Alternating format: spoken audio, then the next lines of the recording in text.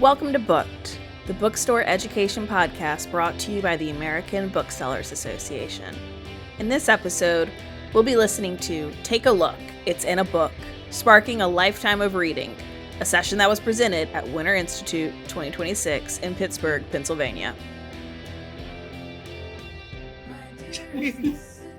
Good morning. My name is Kathy Berner. I am from Blue Willow Bookshop, and I am your moderator and cruise director for this panel. This panel is called Take a Look, It's in a Book, Sparking a Lifetime of Reading. Slides and handouts. Tell us how we did in the survey. Please use your app to rate the survey. They are also testing paper evaluations if you want to do that there. But remember, this is a 5-star panel. 5-star panel. You had the best time ever. Not as good as LeVar and Miss Janet, but very, very good. Close second. There will be recordings on BookWeb and the podcast Booked. Please silence your cell phones. And because this is being recorded, when it comes to Q&A, please wait for the mic to come to you, even though this is a challenging time, space to provide a mic. But just go with us, please. It's going to make it much easier for everybody involved. Thank you very much. Okay, booksellers are encouraged to share ideas and support during the conference, but the Sherman Antitrust Act prevents them from discussing price or pricing policies, boycotts, dividing up the market. Just don't do it. For more information, please see ABA's full antitrust guidelines on BookWeb. Our objectives, because we are in a lecture setting, we're giving you classroom objectives. By the end of this session, you will be able to apply practical strategies to spark reading enthusiasm and foster lifelong reading habits, confidently engage children and families in conversations about books and reading, and identify and implement store-based programs and community initiatives that support sustained reading engagement. Okay, so we all know that reading is magic, especially after this morning's panel. Reading Rainbow, reading is magic. I took so many notes on those beautiful phrases that LeVar shared with us that I cannot wait to work into my regular conversation. We also know that a literate society is critical to a society's success. And as indie booksellers, we are uniquely situated to walk behind both of these statements. And on top of that, as Bren said yesterday in the panel session at 4:00, it's money. And we are engaged. There's a lot of missions for all of our stores, but we are engaged in commerce. So having a strong children's section and encouraging this whole concept that reading is magic is going to be good for your bottom line. In this panel, we will share the joys of developing habits of reading in kids and families and provide concrete examples of how booksellers can do that in their own stores. So let's start with introductions, friends. We will give our name, our store, and a book that made us a reader as a child. So like I said, I'm Kathy Berner. I work at Blue Willow Bookshop, and one of the books that made me a reader was Bread and Jam for Francis. I'm Emma Straub. Books are Magic, Brooklyn, New York. Okay, my number one favorite book where I really saw myself on the pages was Ferdinand by Monroe Leaf, because I too did not want to run or jump or do whatever. I wanted to sit down and smell the flowers. I'm Kate Elmore from Old Town Books in Alexandria, Virginia. And the book that really made me a reader was the series of Unfortunate Events by Lemony Snicket. I just dove headfirst into them and couldn't stop. Hi, everyone. My name is Purnu Kumar. I'm the owner and founder of Rohi's Readery. And I'm a little scared to say this, but I hated reading growing up. And one of the first books that really made me feel just so connected was Bindu's Bindies. And it was because when I had my first child, my mom wanted to be called Nani, and it was the first book I ever saw that said Nani in it. So I gave that to her. That is wonderful. Okay, we did that. Okay, so what we want to do is address common barriers from a bookseller perspective. reframing children's books as accessible, fast, and joyful to read. So who wants to dive in and speak to that? I can just say one thing, which is that one thing that we often remind our booksellers of is that it doesn't take very long to read a picture book. A lot of booksellers who are not, if you're not at an exclusively children's bookstore, a lot of booksellers can be frightened of children's books. And I don't know if you've found this to be true. We have found this to be true.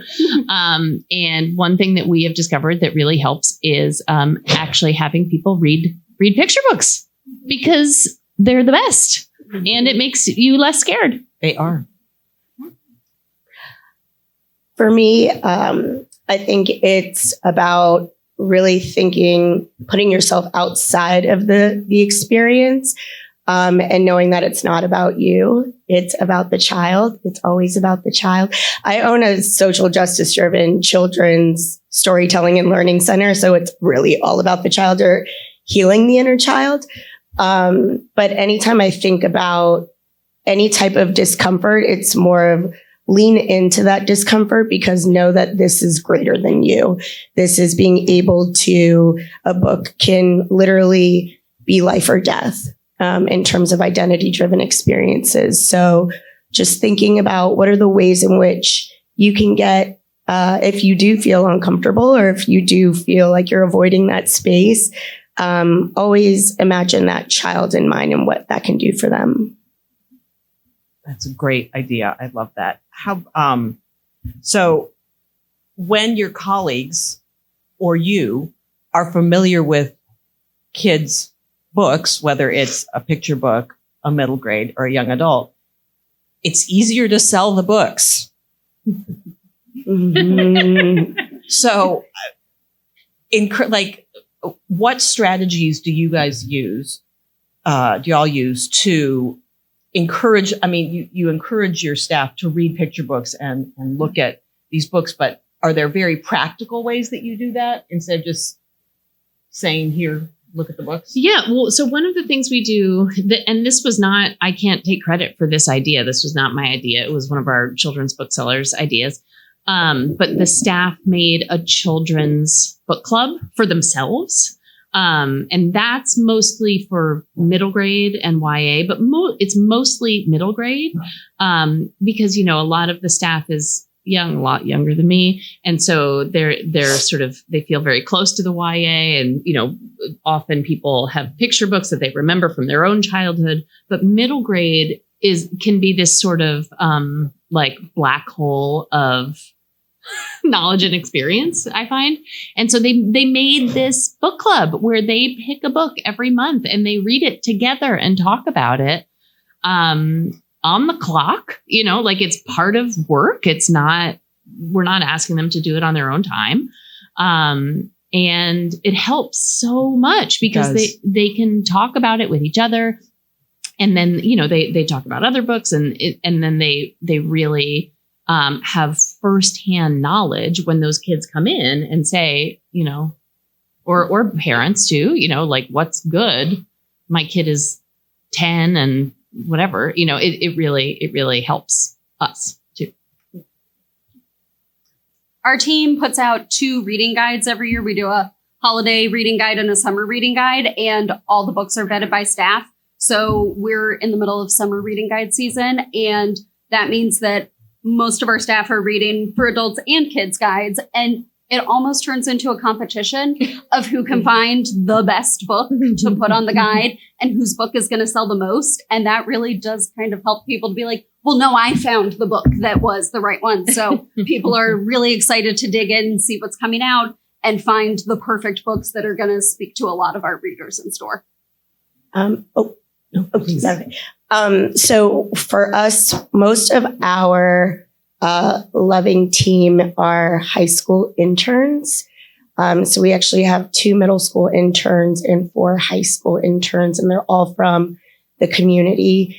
And the way in which we use the books is they actually go through a program where I'm training them in project-based learning because my background is in education. And so how are we tying books to the love of, so how are we tying critical literacy to the love of arts and culture? So for example, one of our interns, Aaliyah, is very passionate about Black history and the arts. So every single lesson each week, she is pulling a book from the shelves, and you can see all of the covers of the books on our shelves. And she'll pull that. She'll do a mini lesson, and then oftentimes we'll have a caregiver kit that the child can take home with them based on that book. Most of our kids and community that are coming in, we've never met the adults or the caregivers. So it's a very unique approach in how we're trying to ensure we're building the love of reading and the love of engagement from our staff, but I don't like to call them staff. I like to call them like our loving community. How we're using them as the conduits to engagement in reading through what is it that they're interested in. Are you interested in entomology? Are you interested in stolen science? Are you interested in architecture? And then we're leveraging that in a artistic way. These are all great ideas. I think the connecting thread is allowing colleagues to the time that's not floor time, that's internal time, and the resources, asking your publisher reps for physical ARCs so they can read and process and consume these materials, so that makes them better booksellers. That's the continuing thread among all of these. Provide the resources in a way, either in collaboration with publishers or getting a bunch of library copies if it's a backlist title, but something like that to figure out how to do it. There is also a resource coming out in May that I think is required reading for every single person at this conference, whether they are a bookseller or a publisher or an author or an illustrator. And it is Make Believe on Telling Stories to Children by Mac Barnett, who is the current National Ambassador for Young People's Literature. It's not long. There's not a lot of words on each page. You can read it in one sitting. It is a beautiful call to action on why kids deserve excellent literature, quality literature. We were lucky enough to get a copy. Please ask your Hachette rep for copies. It's in the galley room. Run, don't walk after this session to get your copies. It is so good. Please get a copy and bring it home to your colleagues. You read it. I mean, not if you're driving, please don't read it. But if you're flying or taking a train or a passenger in a car, read this book on the way home. It is so good.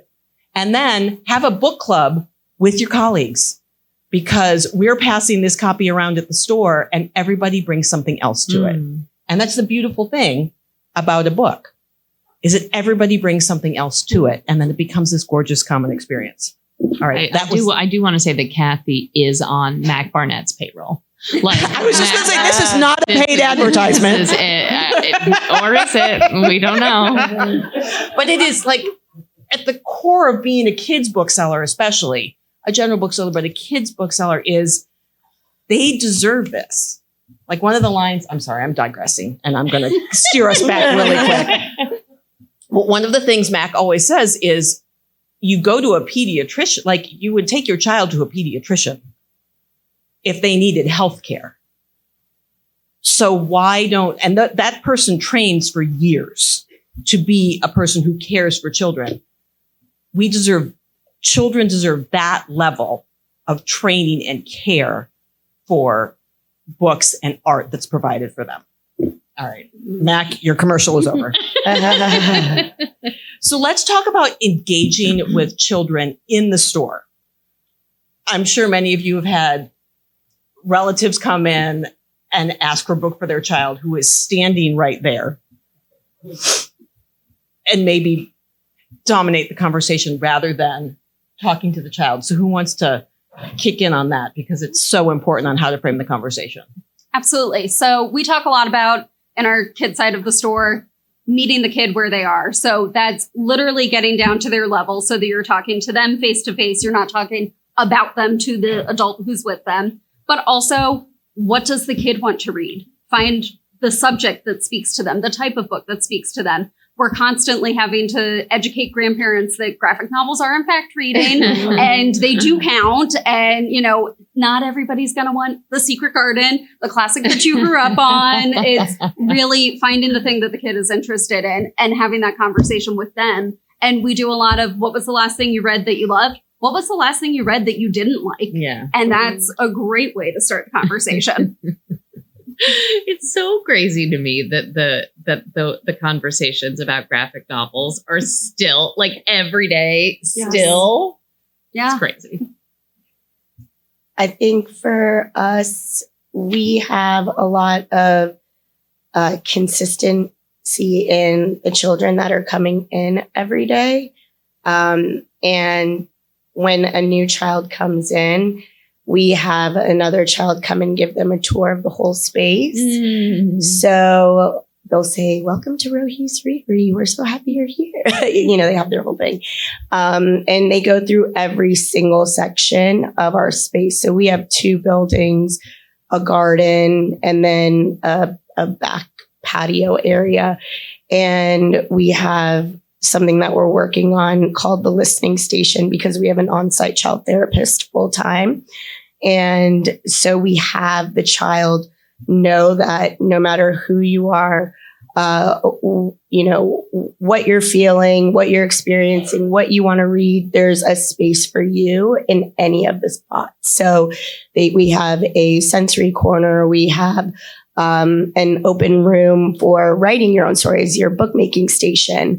And then I think one of the other things is that everything in the space is tangible. So the kids can touch the things. The kids can play with the things. And everything that you see in the space is also made by them. So no matter what it is, it's, do you want that laminated? Do you want that up? So I think finding ways where we can also first create those touch points of trust before even jumping right into a book, especially if a child is feeling hesitant to engage in the reading, or even starting with something as simple as phonics, sight words, picture cards, things of that nature to build that sense of confidence in them. Yeah, just to go off of that, like one of the things that we do is we have kids write shelf talkers. Mm-hmm. Like our store is full of these fabulous pink shelf talkers, and the kids section is full of them too. And I would say maybe half of them are written by children, and some of those children have beautiful penmanship and are writing in complete sentences. And one of them is by one of my children when he was maybe 6 or 7, and it was for one of my picture books. And I think it says, "My mom wrote this." Yeah. You know, and it's, I mean, like, it doesn't have to be perfect. You know what I mean? It doesn't have to be perfect. It doesn't have to, like, I actually like those better. You know, I like the ones where the handwriting is like borderline illegible and sort of wonky in the space, and we have the kids write how old they are on the card, because I think, like, how awesome if you're 7 or 8 years old and you walk into a bookstore and you see like some other 7-year-old, like they let some kid, and we're like, yeah, we did. Do you want to do it too? And I think it's like what you were saying. It's like, you know, just to give kids as much ownership of the space as possible and to make them feel comfortable and welcome. You know, I mean, it's the same reason we have changing tables in the bathroom. You know, like, it's, you just have to make sure that kids and families feel like the space is for them. Mm-hmm. Absolutely. How many of y'all went to White Whale yesterday? Did you see that middle grade wall? Oh my God. With So good. the pictures, some had pictures of kids holding books that they liked with comments, and others were clearly books that were coming out soon. Like there was one for Sashimi by Dan Santat that a child had gotten an ARC and written a little review about. But that's it. Engaging kids and making them feel like this, not making them feel, affirming that the space is theirs. Mm-hmm. So they do feel comfortable. And I know some of my colleagues get a little anxious when kids come in and like re-merchandise the bottom, the shelves, but like that's what being a child is. And obviously we don't want damage and we don't want this, but we also want kids in the space handling things and looking at things that they want. Something I remind myself of all the time is that the perfect is the enemy of the good. Mm-hmm. Just try it. Just do it. Make those kids feel welcome. And then their families know that too. Yeah. Okay. So anything else on engaging with children? Here you go. I am moving to. Oh, we just did all this. Look at us. We're so forward thinking. But let's talk about, and we've touched on it a little bit, but normalizing all formats and levels of reading and centering children's interests and passions. You know, sometimes children ask for some obscure things. And so what do we do in those circumstances? We celebrate it. Amen. I think if we are truly invested in engaging our babies at a very young age, there's a statistic that says that if a child is exposed to a book that is reflective of their identity at a very early age, they're 500% more likely to stay engaged as readers. And then also 27% less likely to have depression or anxiety. And so knowing that all of these different pieces are so integral, and it's not just learning how to read, it's not just knowing your letters and sounds, it's not just sight words, it's the experience, like Mr. Burton said, of he said the joy of reading leads to fulfillment of humanity. Mm-hmm. And that right there, our children are humanity in its purest form. So when they are saying something and inquiring about something, we should be cultivating that curiosity. Absolutely. And if we don't have it there, let's look it up together. Yeah. Exactly. And then keep it moving. Yes. But that is like acknowledge it and try to figure out a way to, like, maybe it's something in a DK book. Maybe it's something, you know, nonfiction. Miss Janet's favorite is nonfiction. And, you know, make sure you and your colleagues know what's in your nonfiction section. Mm-hmm. And so you can scan it, organize it however it's most helpful for you, but be able to find those materials. Mm-hmm. And I also tag a friend a lot of the time when we get into like, oh, we're looking for a book about a hyper specific kind of shark. I'm like, I'm out of my depth here, but my friend over here is going to tell you all about the sharks and have fun. Well, and I also think that part of our job is to like reassure parents about that kind of thing. Like my 12-year-old, for like, I would say like 2 or 3 years, like every book we read was about poisonous animals. And so I know a lot about poisonous animals. If you have any questions, you can talk to me after. But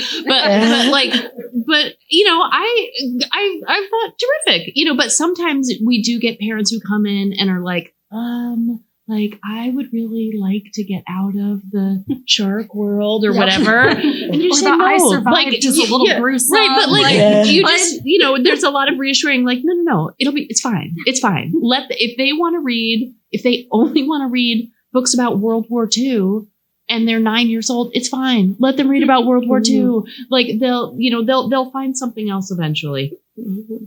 There's a lot of that as bookselling. Absolutely. And yes, we do find ourselves reassuring. Mhm.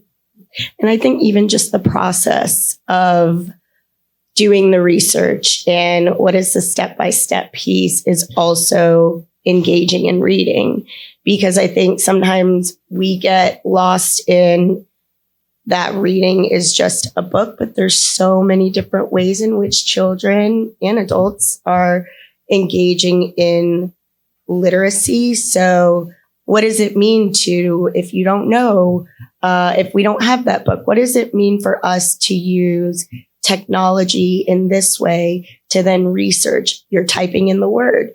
That's, sounding it out. You're looking it up. You're picking a book. Like those are also such critical reading skills that I think sometimes we've gotten away from because of the immediacy of just access to information. Mm-hmm. So you can even use that as a teachable moment of reading as well. Well, it's huge because you, just like you detailed, they're doing all those things and you're showing the child how to find information, right? How to self-advocate, right? Mm-hmm. Right. And that's a huge, huge thing to validate their interest and then show them how to get more information. Exactly. Okay, now we're going to talk about supporting family reading habits, expanding family reading beyond bedtime. I think one of the most important things is to encourage parents to model reading, whether they're reading the newspaper, whether they're reading a magazine, whether they're reading a book. I think it's important to not always read on this. I mean, I have books on my phone. I'm sure many of y'all have books on your phone. But to encourage them to demonstrate that reading is valued. And how do y'all do that at your stores? So our children's book buyer, Melissa, has 2 high schoolers, and she has a family read aloud at dinner every single night. Mm-hmm. They are always reading a book together as a family, and her husband's just as invested in the book as the kids are, and they still every single night read together as a family. And I think that's just incredible that she's still able to get them all, to sit down for dinner together, but also to have everyone stick around and listen to a story. And sometimes it's a middle grade book, sometimes it's YA, but it's just always something that the whole family's going to love. And she's sitting there reading aloud. Yeah. Well, Please. So at the Readery, we have an open shelf space that has caregiver support documents, like the 5 habits of great readers. We also, and that's something where a caregiver can either just take it out or they can schedule time with our resource navigator. So we also have an on-site resource navigator because we work with over 250 partners in the community. And so we're always trying to figure out what the need is. So let's say a caregiver wants to learn about how to ask, comprehension questions at home to a specific book.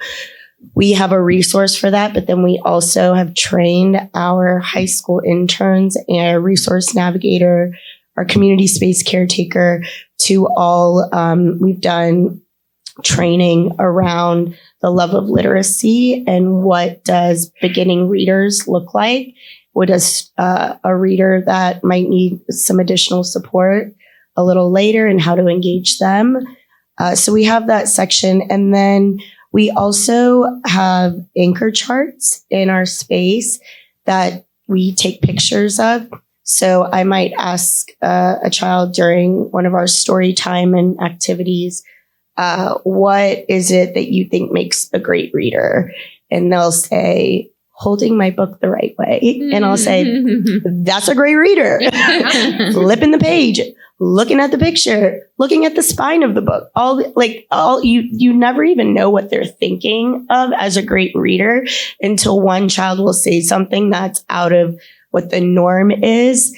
One of my biggest things is when a family or anyone comes in and says, well, they're two, so they don't know how to read. I'm like, are they looking at the pictures? Are they flipping a page? Are they? And those are habits of great readers. So the kids will actually, we'll put it on an anchor chart. We take a picture of that anchor chart, and then we have it in our resource bin too. So then it's actually something that the children have created that they can then teach their family about what great habits look like. Yeah. Well, one of the other things that's on the list here is that, are we here? Yes, supporting family.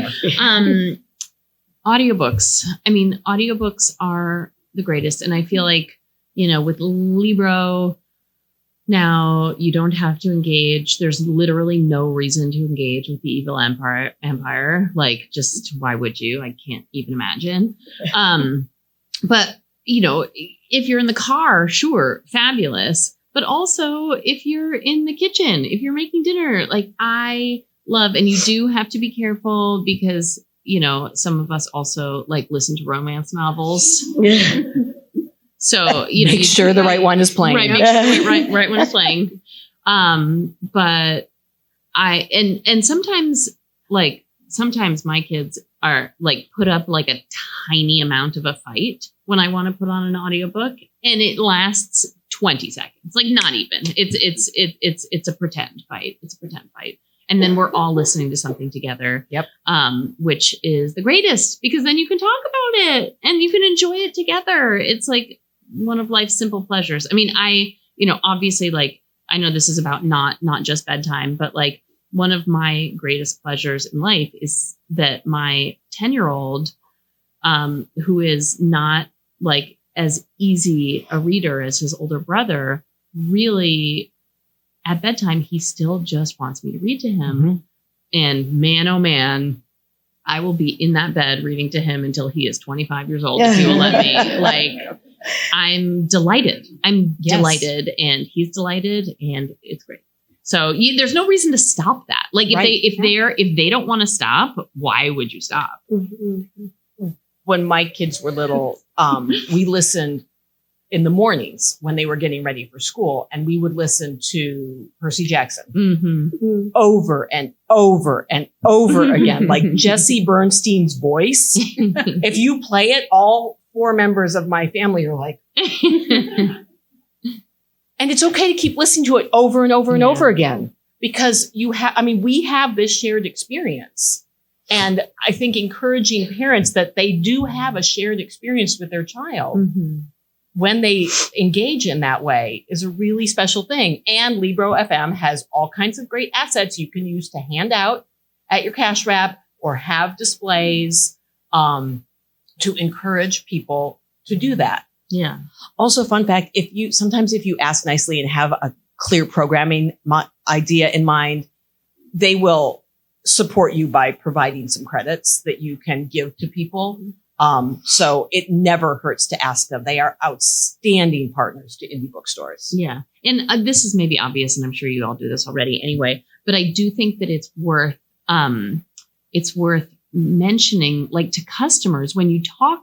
I mean, I often talk to customers about audiobooks because sometimes they feel ashamed and embarrassed that they listen to audiobooks, as if I'm going to say that it doesn't count. Yeah, it counts. But not everyone knows. Not everyone knows about Libro. And so you always have the opportunity to tell them, P.S., this is a way that you can divorce yourself from evil.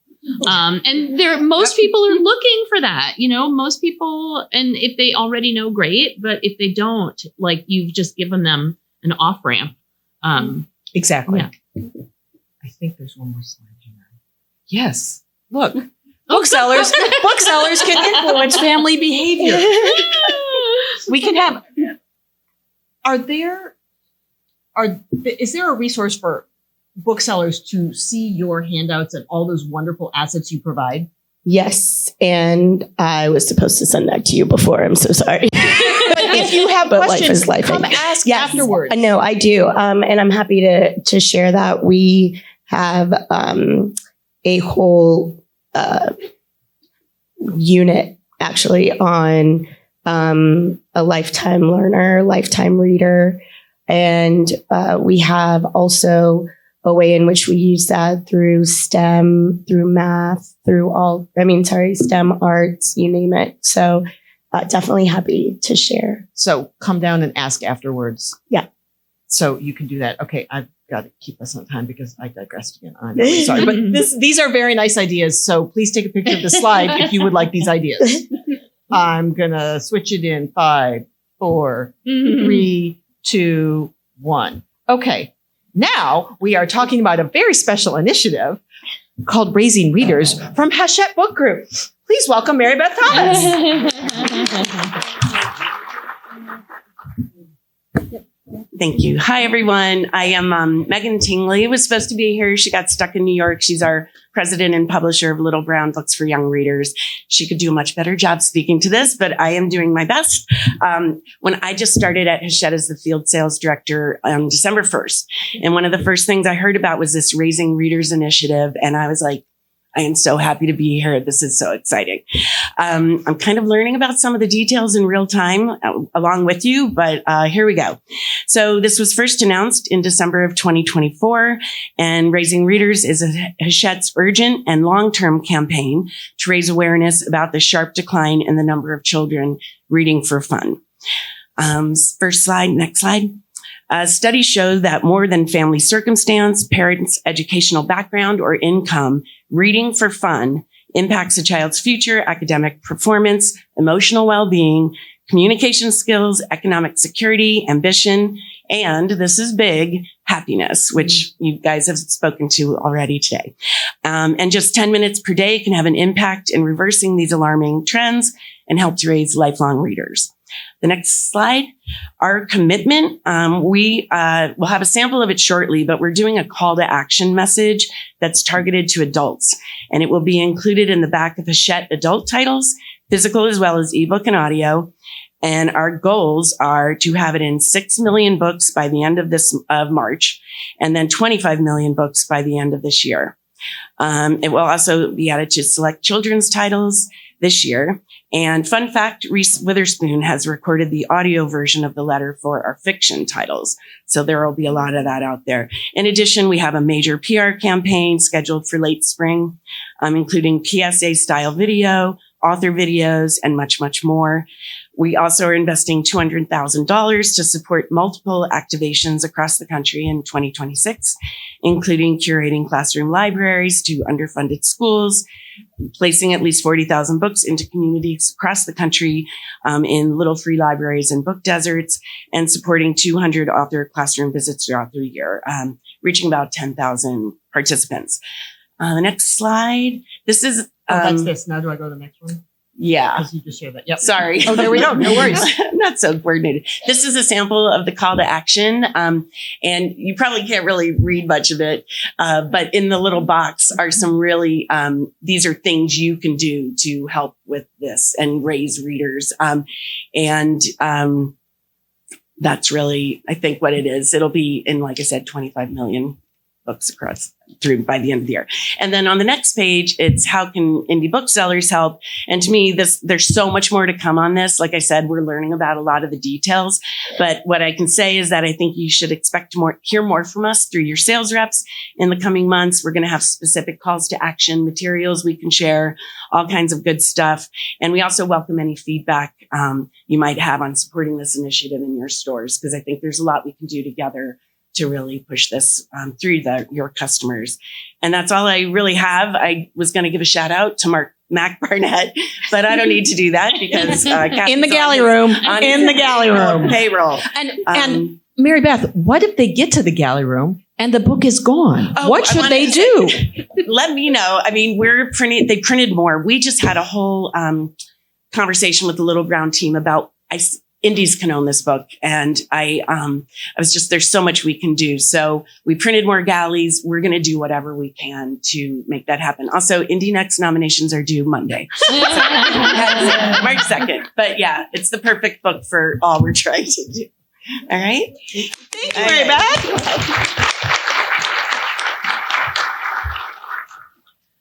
Okay, for programs, tools, and initiatives, we have about 5 minutes because we want to leave time for y'all to ask questions.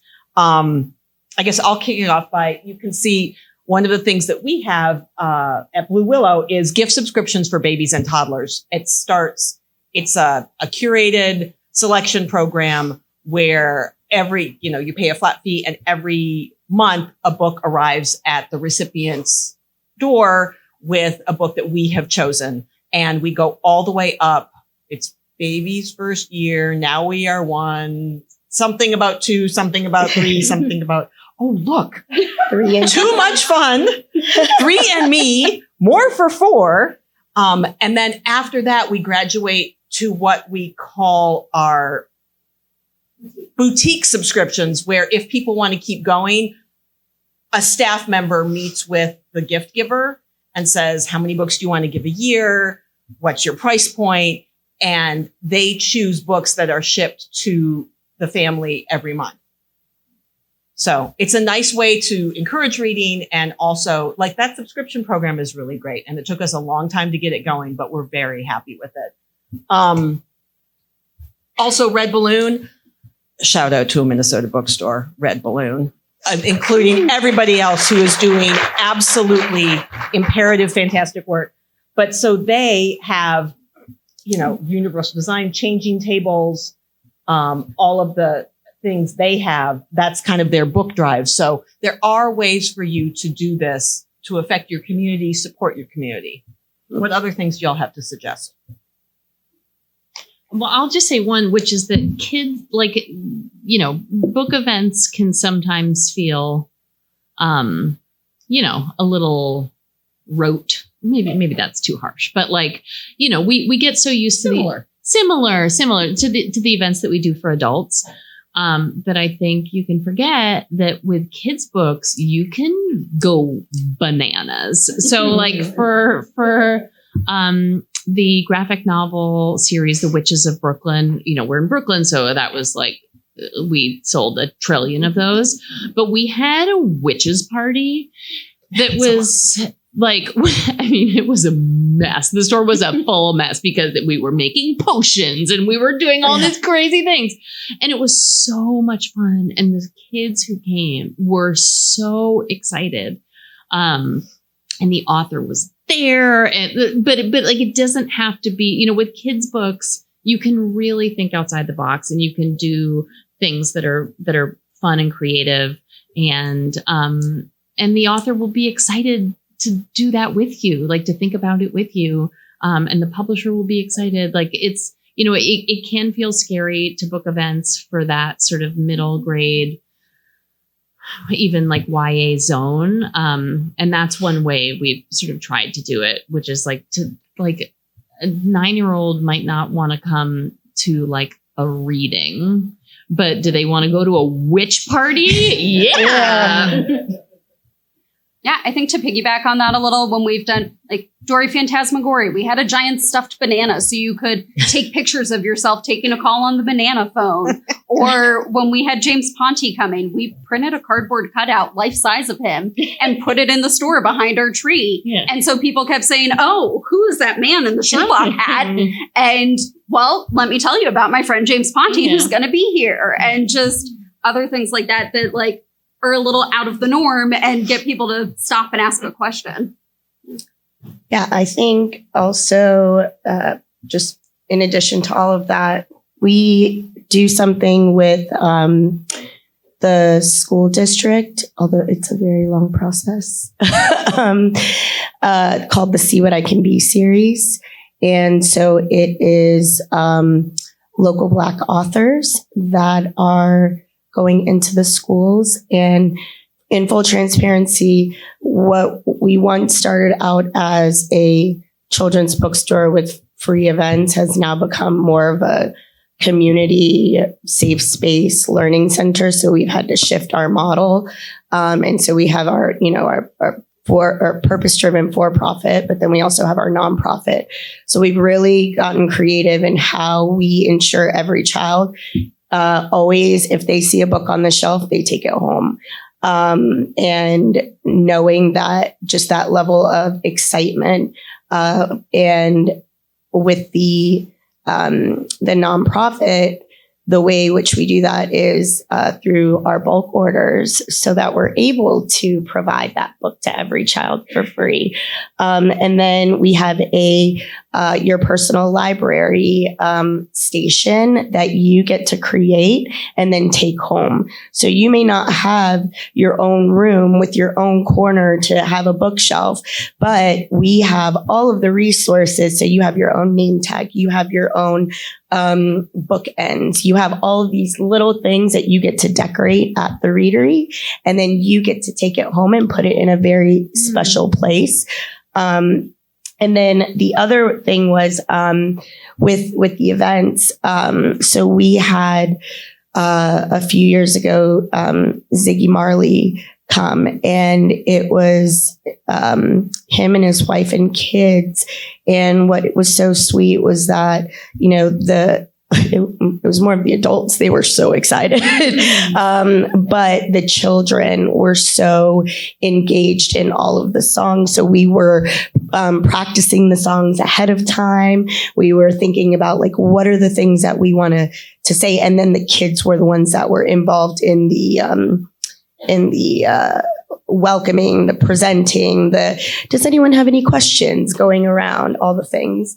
And similar with one other real quick, we had a panel conversation with Ibram Kendi, and we recorded it, and oh my gosh, just a gift. And then we showed the children the conversation, and we went through the whole background of who he is and his gifts to the world, and the children asked if they could write letters to him to ask questions. And so just finding ways in which you're engaging, and then you're showing that book of, they wrote this, you can write this too at any age. Yeah. So centering the child in a children's event. Mm-hmm. Mm-hmm. Always. That's a great idea. Okay. I kind of am speaking for the class here. I feel like we've talked about all three of these points. Yeah. So now it's time for Q&A. Please raise your hand and speak directly into the microphone. Chelsea, our room minder, I think it's called room minder, is going to provide that. So, and speak directly into the mic and clearly.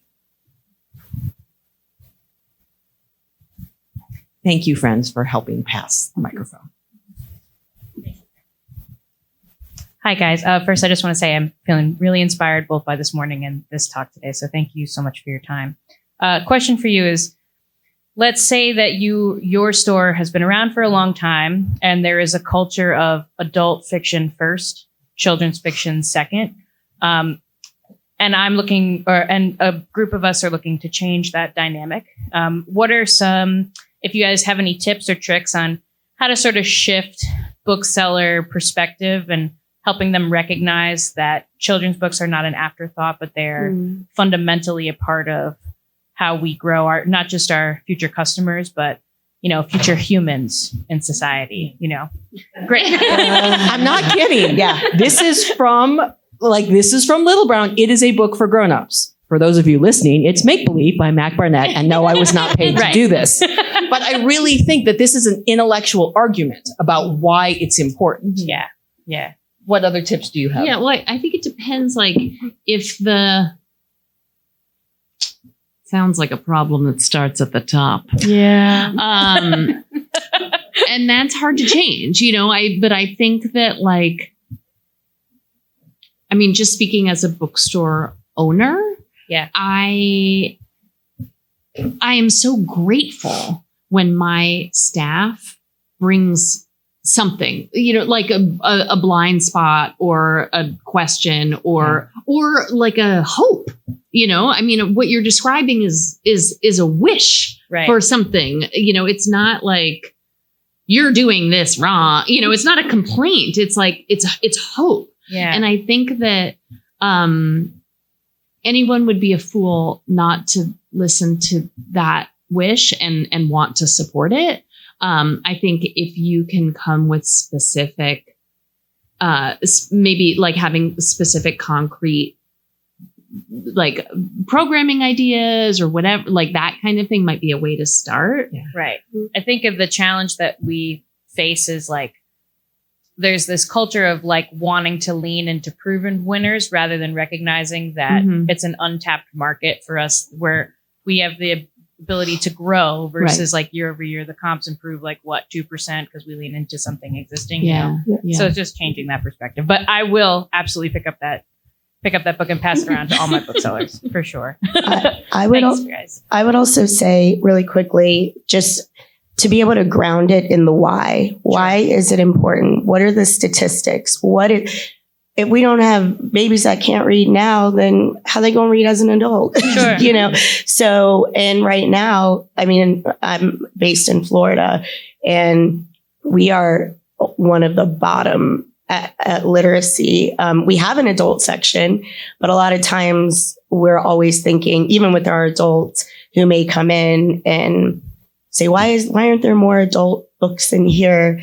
And I mean, that's a whole different combo, but like, I think just no one can argue with the why. No one can argue with a concrete statistic and a fact of why it's important to see children's books as just as vital for cultivating conscious humans, like to your point. Sure. Yeah. Thank you guys for your time. Appreciate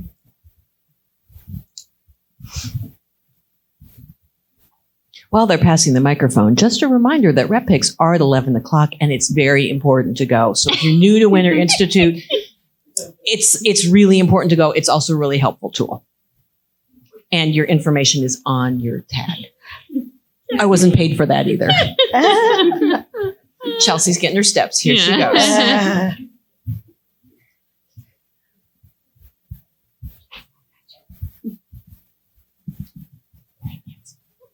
That was a hike. Hi. So we are primarily an adult bookstore with a children's section, and we have been moving our children's section around our shop. Obviously, everyone has limited space.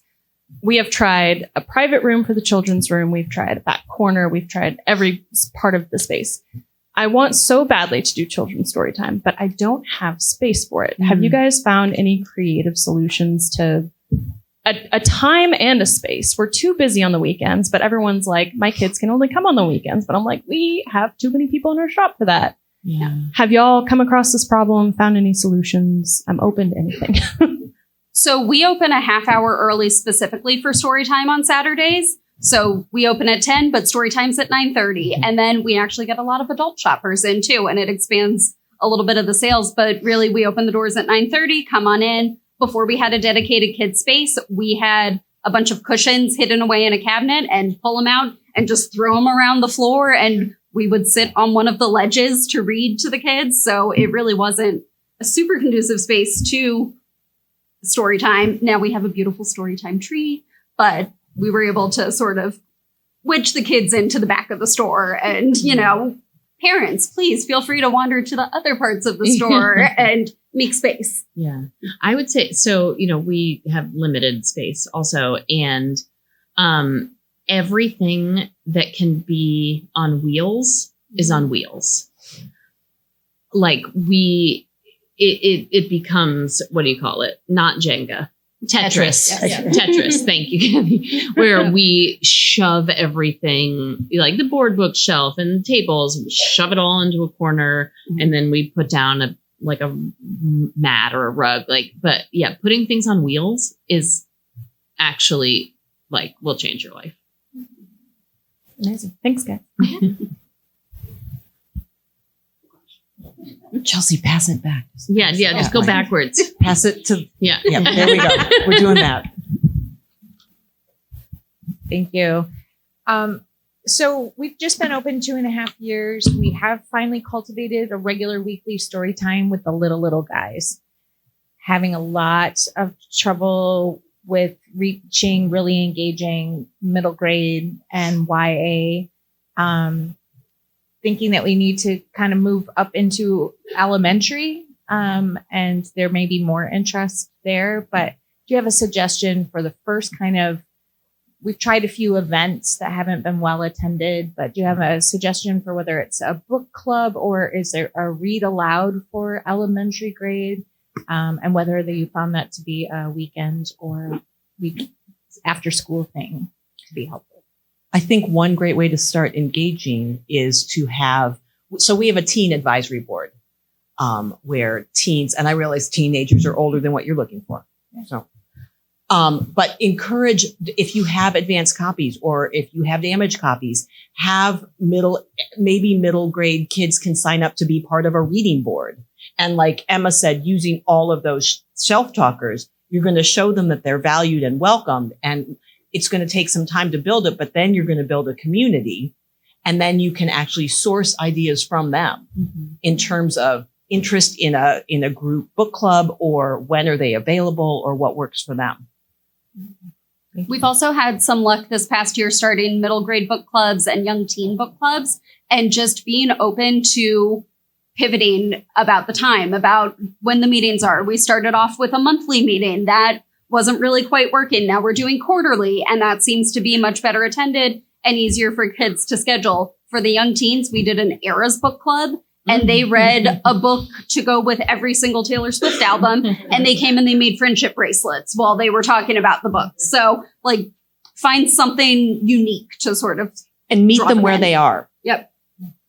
I would say we do a few different things. So with elementary, we do project-based learning series. So it builds investment over 6 weeks. So for example, we're in a historically Black community in the historic Northwest. And so a lot of the babies, we're doing, they'll come in, and on Mondays and Tuesdays after school, we're reading a book, around local Black history or national. And then we go into a project, but this project is being built over 6 weeks. And then we have a museum, an exhibition where families or their friends, anyone can come in.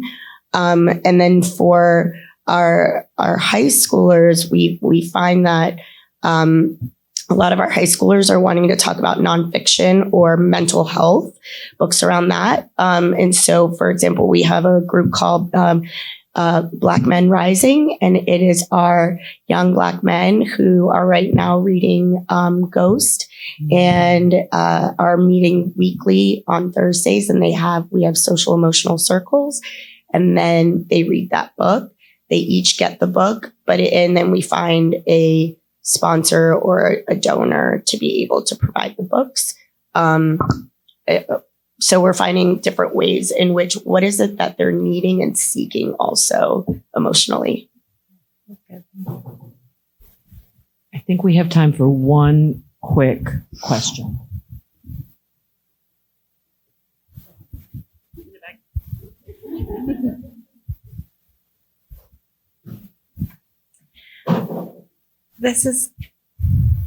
I hope I'm not the only one with this issue, but maybe I am.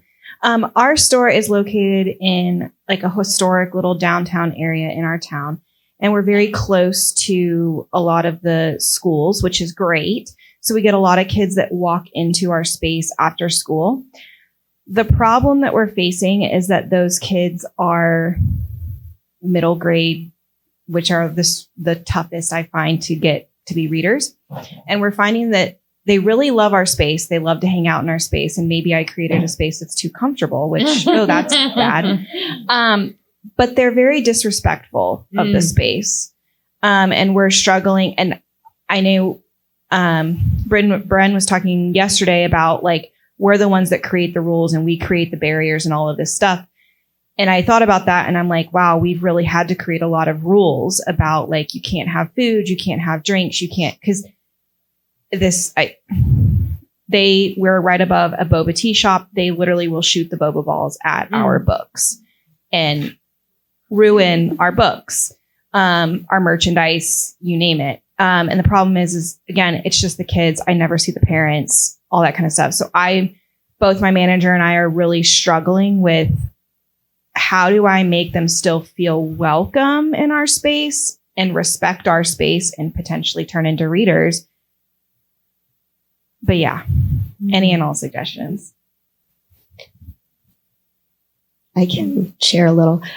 I think when I talk to our, so what I imagine when I first opened in our new space, we've been around for 5 years. In the first 3 years, we were like in an outdoor mall area. We were supposed to be a pop-up, and then people liked us. But then we were able to buy a property in a historic neighborhood that we love. And one of the things that I constantly talk to our community members about is, are the children, our youth, are they a part of the conversation? So even if it's a storefront, are they involved in the conversation of creation? Because it's their community too, right? So I'll give you an example. There's a public art piece right across the street from us that is made by Nikisha Durrett, incredible Black artist. And it ties back to the history of jazz in our community. And what was supposed to be something that was created around it by the children ended up being made by some public company in Miami. And the kids were like, what is this? Like and so I think even though that idea of rules, how are they seeing the space? Because clearly they're coming for a reason. So even taking a deeper dive into what is the reason why they are coming in? What are some things that they are seeking in that space?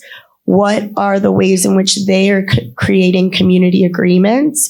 But then also thinking about it not in a hierarchical way, but there's I have a document that I've used with some of our high school interns that sometimes deal with our middle schoolers that are struggling, and it's a restorative practice document of how you can do it when there's two parties involved and how you can do it when there's one party involved. And I'll tell you, the shift from the very beginning with our older kids has changed dramatically. Also because our middle schoolers in particular are now, our middle and our high school internships are both paid. So for our middle school interns, we opened a savings account for them, and they want to become the high school intern that then gets a checking account and then is networking. So maybe finding ways where you can involve them in the process of knowing that it's their space and providing maybe an opportunity for them to get involved. I don't know if that helps. We are past time. That was a great question. Great answer. Thank you so much. Everybody, thank you so much. Remember, we are a 5-star panel. Please evaluate. Pick up a paper evaluation if you want, or use the app. But thank you all for spending an hour with us. Good job. No, you're good. Thank you for listening to Booked, the bookstore education podcast brought to you by the American Booksellers Association. Don't forget to subscribe to the show on your favorite podcast app. Additional educational resources can always be found on the ABA site at www.bookweb.org. Happy reading!